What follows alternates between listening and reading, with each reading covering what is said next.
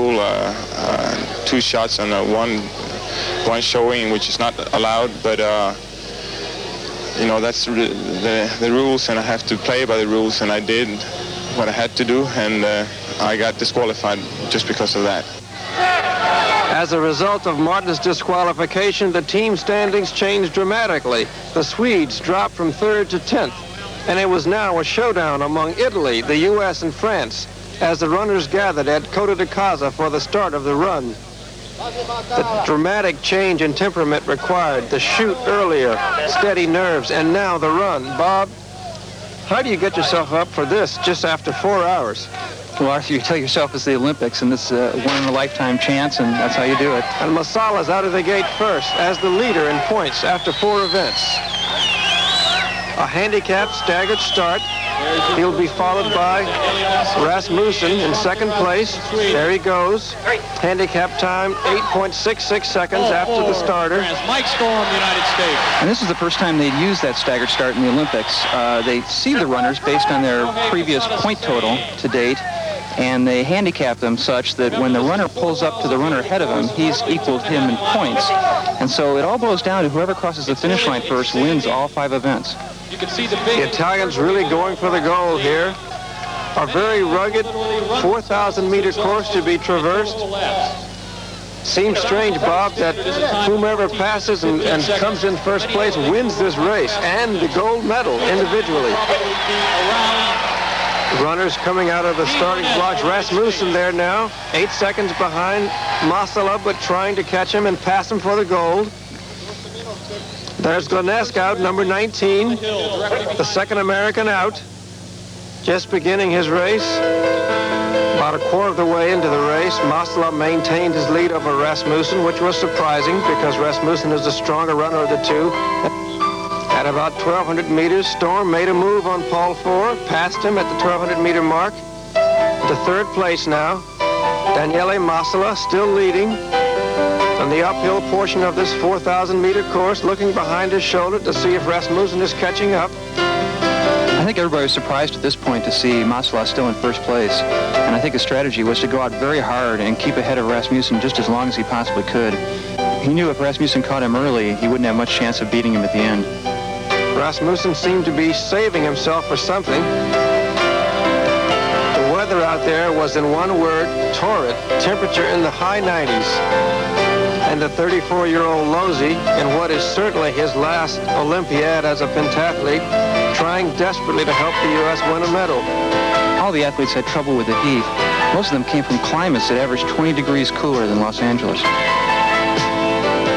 You see the mountainous terrain there. Storm was passed by Four. Storm now in 5th place, charging for 4th.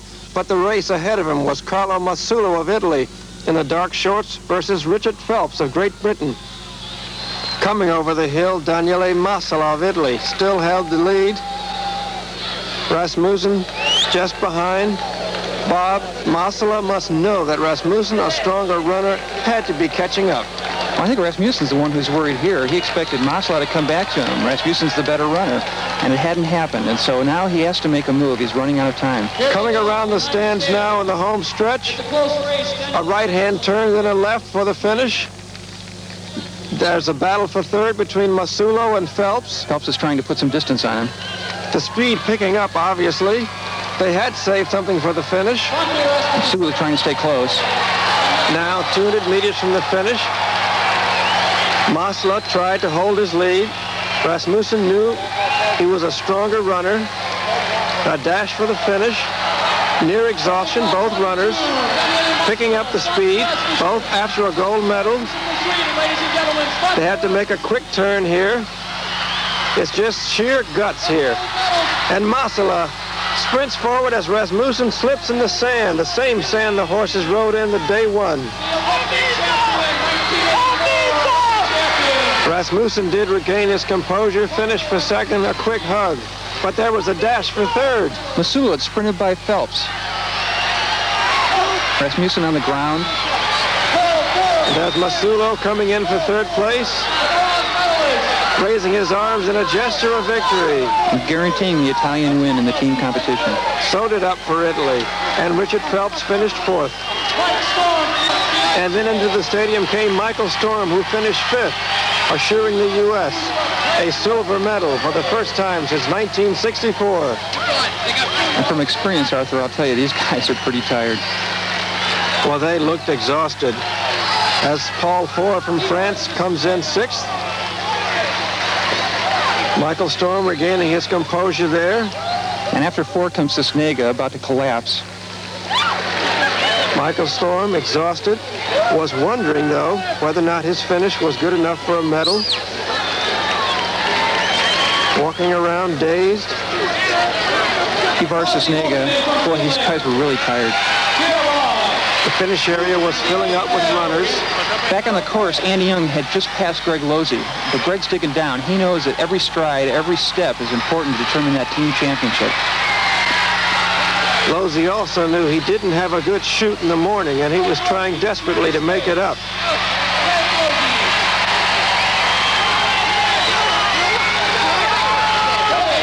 And meanwhile, back on the course, as more runners came straggling in, Dean Glenesk was still on the course. Alex Watson, Peter Steinman, Joël Bouzou from France, Dean Glenesk from the United States, ladies and gentlemen. Dean This Glenesk. partisan crowd of Americans here at Côte d'Ivoire had cheered on Dean Glenesk. Peter Midler from Switzerland. Runners now coming in. Bouzou there, his face chalked with From Mexico. salt and sweat. Michael Rabine from West Germany entering the ring. Michael Rabine. Totally spent, exhausted, Dean Glenesk of the USA. 2.5 miles over rugged terrain. But the most disappointed runner here was Svante Rasmussen of Sweden. And this moment will haunt Rasmussen for the rest of his life. Near collapse, he plants a right foot, turns an ankle, almost goes off course, and loses the gold. Daniele Masala basks in his glory. The gold medal winner. The crowd roared its approval as Italy took 2 of the first 3 medals, a gold and a bronze. But it had been a demanding, difficult, and exhausting 4 days. The U.S., after 20 years, was finally back on the stand for a silver medal. It had been a team effort all the way for these 3 young American